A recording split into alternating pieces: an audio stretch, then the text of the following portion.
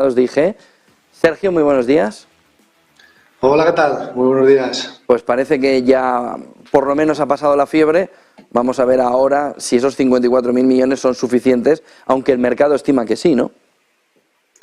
Bueno, de momento es cierto que es un primer freno a ese miedo que se ha generado, ¿no? Después de la crisis de Silicon Valley Bank, que tengamos cerca de Europa, ¿no? Aquí al lado, en Suiza, un banco que también pudiera pasar por problemas, pues ha ampliado el miedo que ya veníamos teniendo desde la semana pasada.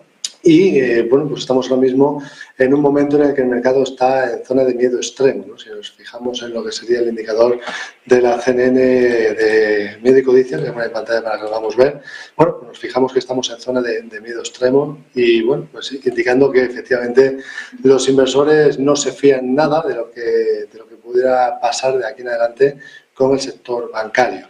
Es cierto que bueno, hemos empezado la sesión con subidas festejando pues esa intervención, esa ayuda por parte del Banco Nacional de Suiza a Credit Suisse, pero es cierto que a medida que estamos avanzando en la sesión, como bien decías, ¿no? El IBEX 35 empieza a perder fuelle y no sería descartable que esto siga avanzando a medida que vayamos avanzando en la sesión, a medida que nos vayamos acercando a esa reunión de política monetaria del Banco Central Europeo.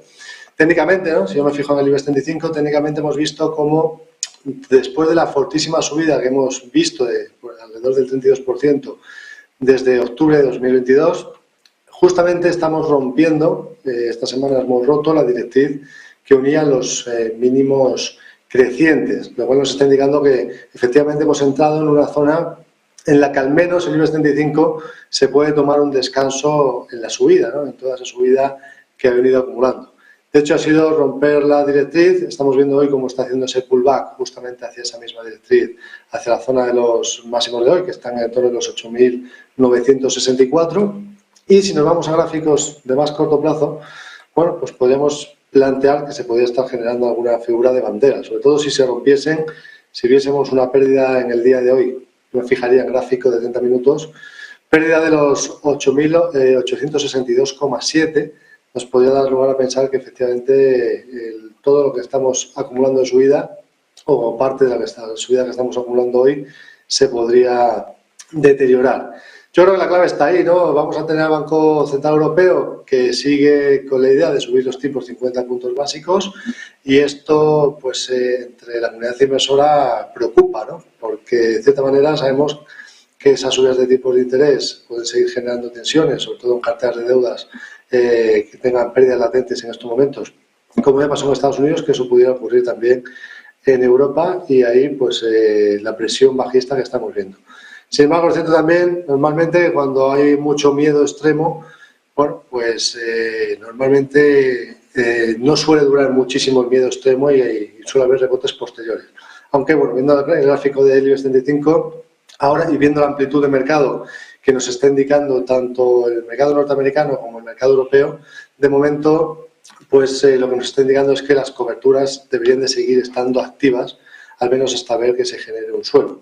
En el caso del IBEX 35, si perdiésemos los 8.724, no descartaría ver una corrección de todo del 50% de toda esta subida, que estaría en el entorno de los bueno, pues máximos anteriores vistos, 8.462, o incluso la media de largo plazo que pasa por los 8.356.